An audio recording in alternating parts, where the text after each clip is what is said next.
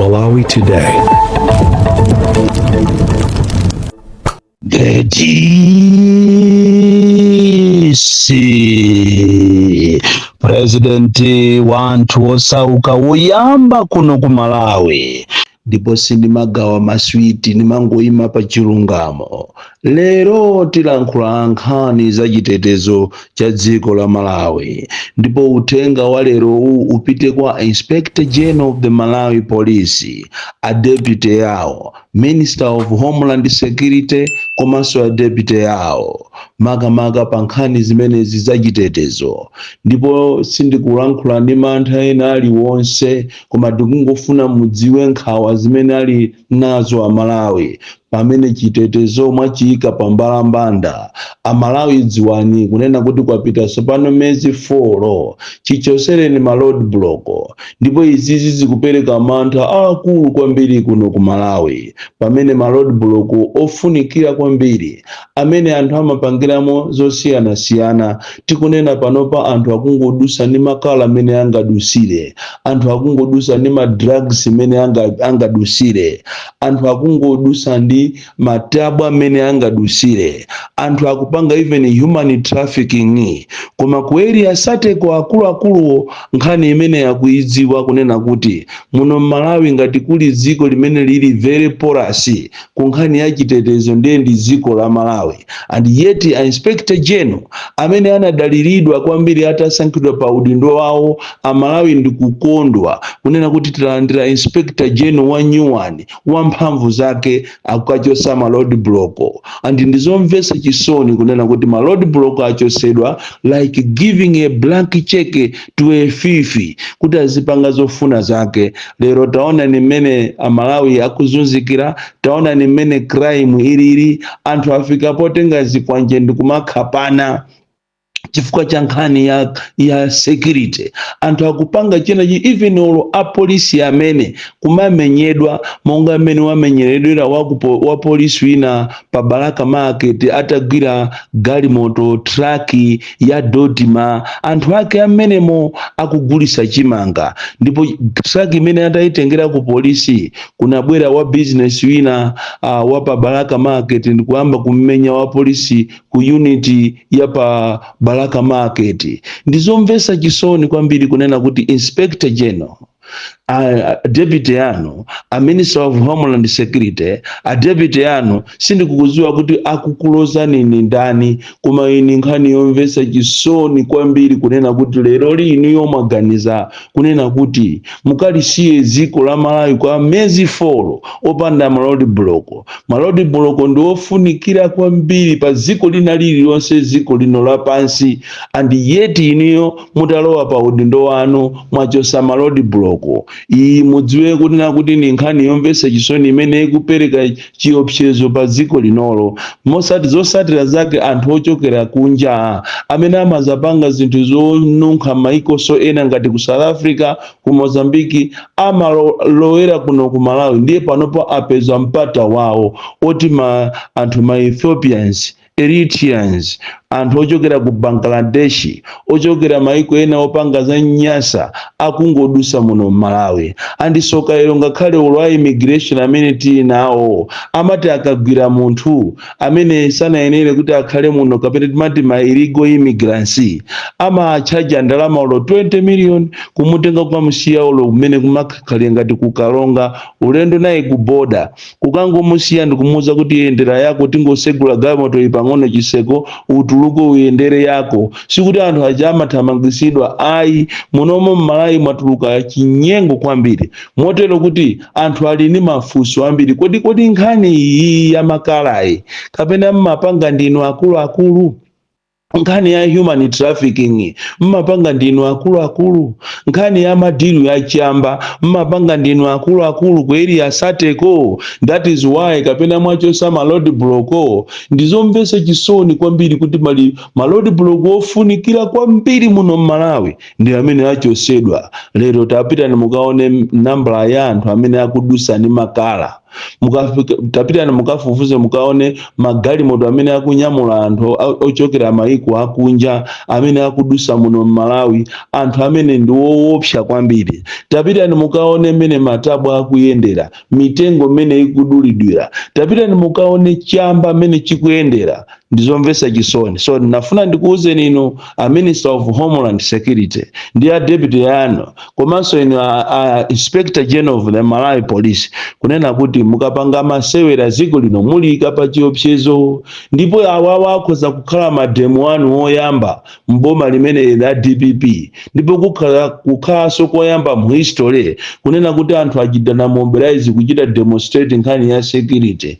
And ngumazifunsa kuna kuti the whole Inspector General akulolera kunena kuti muziko lake mukakhale zinthu zangati zimenezi, komanso the whole Minister of Homeland Security akalolere kunena kuti anthu aziyenda kuchokera ku Mzuzu kukafika pakana Salima, kuchoka Salima kukafika pakana ku Blantyre opanda road block. Ngati road block ilipo ndi imodzi yokha, komanso ceremonial chabe palibepo chitetezo cheni anthu akungodusa amene angadusire. So ndafuna ndikuchenjezeni kaya mwachita kulozedwa, kaya maudindo akulemerani kwambiri, kaya mukupeza makobiri kwambiri, koma mudziwe kunena kuti muziko muno chitetezo chikupita pansi. That is why anyamata ena atengerapo advantage. Inde tithokoze kuti anthu ena amangidwa kulilongweku amene akhapa anthu ndi zikwanje. Kaya amakhoti mukumva bwanji kumene muliko pachatu munkanena kuti anthu amene asamamangidwenso. Lero anthu ajatu ndi aja amera mapiko akupitiriza ndi zikwanje programu yawo yomakhapa anthu. Siku lina muno Malawi muzabwera nkhondo, siku lina muno Malawi anthu azaphana masana ndithu monga mmene zikuchitikira kulilongwe kuagwira anthu ndikupita nawo kumanda apa Lilongwe na Girls chamabiwi ndikumakakhapa anthu zuwa lili nge. Izizi mudziwe kuti madera wonse muno Malawi chitetezo mulibe chokwanira. Ndizomvetsa chisoni kunena kuti anthu amene timayembekezera kuti abweresa sanite Malawi ndi amene ali pasogolo kupanga zinthu zosayenera. Munthu amene ndikufuna ndimulirire wina lero ndi mwana wa sukulu amene anachoka standard 1 kupita standard 8, kuchoka 8 kupita ku secondary, kuchoka ku secondary kupita ku university, ndikukabwera ku university kuja opanda degree, kumachita kumayendera degree ijayo kumakayipempha ngati sanaphunzire, kumakayipempha ngati sanachite graduate. Izitu ndikunena zimene zachitika ku Mzuzu mwezi umene wapitawo, mwezi wa February, kumene ana akapanga graduation ku Mzuzu University, kupezeka kuti katikati molandira madegree aja anathera pansewu, ndikuwauza kuti ena ndizakupasani pa 18 February. 18 February tu pakana lero ana aja amene anachita graduate ku Mzuzu University, mwambo wokongola kwambiri, mwambo umene ngakhale makolo osauka ndi ana olemera anakhala pamodzi ndikupanga graduate, a very colorful ceremony imene inachitika ku Mzuzu University. Ziwani kunena kuti pakana lero ana ena akuyendera maulendo kuononga ndalama kuchokera mwina ku Tcholo, kuchokera ku Balaka, kuchokera ku Kalonga, kuchokera ku Mangochi, kuchokera ku Zomba, kumakafufuza kuti degree yanga ija yatuluka. Ndizomvetsa chisoni kunena kuti a Minister of Education, Higher Education, mukuyenera muyang'ane nkhani imene kunena kuti kuli ma institutions ena amene akuzunza ana, ma institutions ena amene sakupanga chofunikiracho. Tangoganizani inuyo kuti munthu akachoke ku Tcholo azikapita ku Mzuzu kumakafunafuna kuti alandire kumakafuna kuti atenge degree yache. Sindikudziwa kunena kuti kodi chimakhala chili chamba chani, kumakhala kamena kutopa ndi udindo chani. How can the whole university kukachita organize graduation yopanda ma degree and ma degree opakana lero ana osanalandire? It is a very very worrisome situation. It is a very very worrisome situation. Munthu ina amene ndikufuna ndimulirire lero ndi munthu amene amasunga ndalama zache ku banki ya Malawi. Mabanki a Malawi lero liyafika sobono pokhaulisa makastoma kupatula matoilet kuti mmakhala kuti matoilet mulibe olo munthu usegule mimba. Amabanki ambiri sono ayamba kumachaja zinthu zodabwisa kuti munthu ungofuna kuchita check balance yako akukuchaja levy, kuti munthu utumize ndalama akukuchaja levy, kuti munthu uchite withdraw ndalama akukuchaja levy, and malevewo akuchaja atu kuchokera kuti last year December anthu akuti malamulo okhuzana ndi za ndalamawa anali asanatuluke, lero li ku banki kwamba kulilisa anthu china chilichonse akuchaja, and izi nzomvetsa kwambiri chisoni. Makastoma ambiri akudandaula ndi mmene ndalama ikuwulukira, even ulo ya mu Airtel Money yomweyi china chilichonse akuchaja tu mulapisa mujamu pele pali ponse pakuchajidwa. Iyi ni nkhani imene ikudandaulisa Malawi, ni nkhani imene ikudandaulisa makastoma kunena kuti ndalama zawo zingotengedwa, basi ndalama zingotengedwa popanda kuyang'aniranso nkhope. Izi ndizomvetsa chisoni kwambiri kunena kuti ku Malawi kwafikano pena pachepo kuti anthu madapo kuti kodi sono ndi tithawire kuti, kodi sipano ndi mmene zililimu tikupanga bwanji. It is a worrisome situation as we talk now, kunena kuti ku Malawi kunoko anthu tikukhaulitsana tokha kukuchitika zinthu zambiri zonunkha. Nkhani ina ndi ya kuja kumachodwa ku Dodima, ngakhale tanena kale kunena kuti galimoto ina ya Dodima imagulisa chimanga pa Baraka Market zana litaliro, koma tafuna tinene kuti chimanga chimene chikuchoka ku Dodima aiming kuti chikaperekedwe kwa anthu osauka, anthu amene akulandira sipano ndi anthu olemera, amashopu awo monga amene zachitikira dzulo kuchawe, nsewopita kuchawe pa road block apo muona kuti panepo panapita galimoto kumakapereka chimanga kwa anthu ogwira ntchito mboma, anthu a business, kugawagawa chimanga pamene pajapo kusiya anthu osauka amwachikanda mwamponda bwino ulendo kumapita ku Airwing, kugawa chimanga kwa anthu olemera. Ndi ziko lomvetsa chisoni kwambiri, ziko lopanga zinthu zodabwisa, ziko limene anthu ake amakhalira mphati monga mmene akukhalira mphati anthu onse ogwira ntchito aku Vitafoam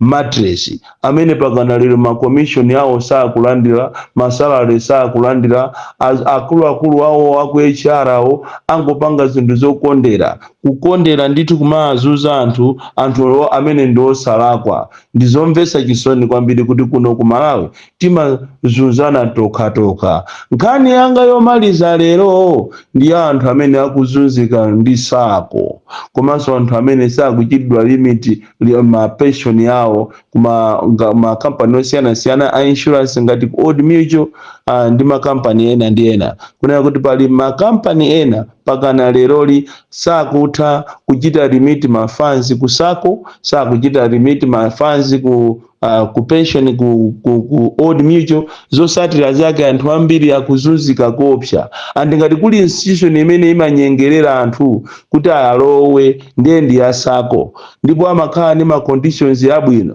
koma kuti munthu ukatenge ndalama ku sako, khandiwe mphunzitsi, khandiwe wa polisi, khandiwe sirikali wame, khandiwe opanga ma business, ayi wewe ndi wa security, ma security company zosiyana, anthu akuzunzika kopsa. Sako imakoma ukamatenga akamafuna kuti akulowese chimozimozi mmene amapangira so amabanki, akafuna kumpasa munthu ngongole amamunyengerera kumabwera chinzimayi chovala bwino kuza kufuza kuti what are you taking Mr. Kalindo, are you taking Fanta or coffee or water, ndiyo manena umagundika pamene pajaba I can take any. Kutenga ngongoleja mwezi umwe usanathe umazalandira phone kuchokera ku banki kuti hello, kuchokera kwa munthu sopano to amamuna osakhala mkazi moja. Hello, this is the National Bank of Malawi, we want to follow up our money. Kunena kuti abali sopano business imene ndapanga ine date mwezi umwe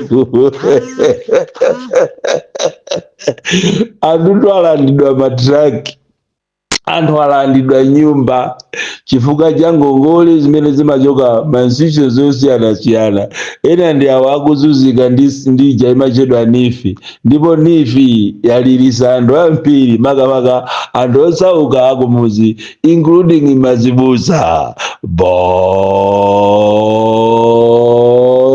Kalindo, the DC mwana woopsa kwambiri, the most deadly and dangerous child from Jeza Village, TA Mabuka, box 76, Mulanje, Malawi, Southern Africa.